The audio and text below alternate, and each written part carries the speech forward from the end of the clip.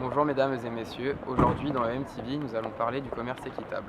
Le commerce équitable est un système d'échange dont l'objectif est de parvenir à une plus grande équité dans le commerce mondial. Sa démarche consiste à utiliser le commerce comme un levier de développement et de réduction des inégalités. Il contribue au développement durable. Plus de 6000 produits différents sont disponibles. En 2011, plus de 30 000 références dans 70 pays consommateurs sont recensées et le chiffre d'affaires est aujourd'hui de 5,5 milliards d'euros. Si l'on observe ces chiffres, ce secteur est en pleine croissance. Mais qu'en est-il vraiment ? Consommez-vous vous-même des produits issus du commerce équitable ? Oui, ça paraît logique. Oui. Oui. Bah oui. Alors, équitable, et avant d'être équitable, j'étais déjà très orienté bio.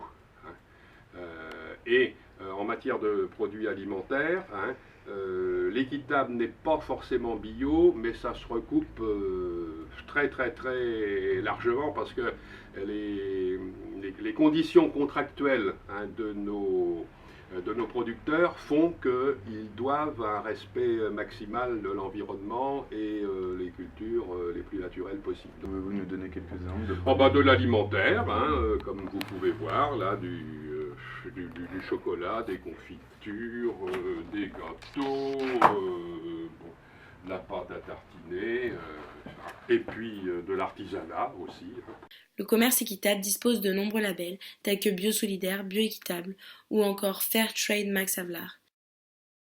On a pas mal de jeunes couples avec enfants en bas âge qui sont bien sensibilisés et qui essaient d'avoir un mode de vie orienté par rapport à ça, à l'équitable et au bio. Et puis je dirais des personnes, disons d'un certain âge, qui pour d'autres raisons, des raisons diverses, sont aussi sensibilisés à ça. Connaissez-vous le commerce équitable? Oui, un petit peu. Ouais, je connais, ouais. Mais oui, tout à fait. Oui, je connais. Bien. Consommez-vous du commerce équitable? Pour le café, essentiellement. Non, pas du tout. Oui, tout à fait, oui. Et non. Et pourquoi? Parce que quitte à acheter un produit, c'est autant acheter quand ça sert. Tous les jours, nous, parce que ce soit des produits on bio. est bio à 100% et on faisait du jardin vraiment bio. Okay. Ah oui. Parce que c'est trop cher pour mon budget étudiant. Globalement, oui, parce que le principe de base du commerce équitable, c'est de rémunérer le producteur de façon à lui permettre de vivre.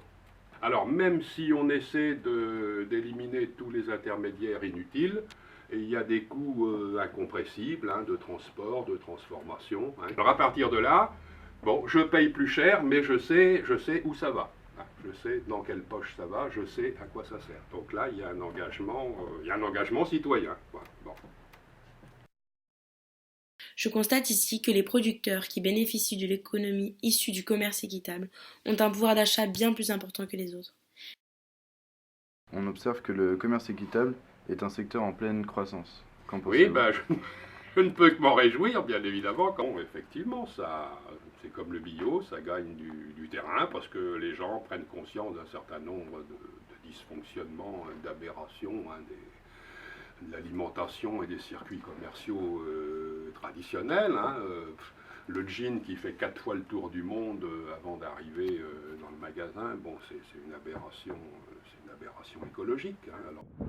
Les chiffres affirment donc que le marché du commerce équitable est en hausse depuis les dernières années. Malheureusement, suite à notre reportage et nos interviews auprès des professionnels et des particuliers, nous avons constaté que le commerce équitable reste une petite part du marché en France. Les commerçants peuvent parfois avoir du mal à vivre, mais cependant, il y a de nombreux intérêts.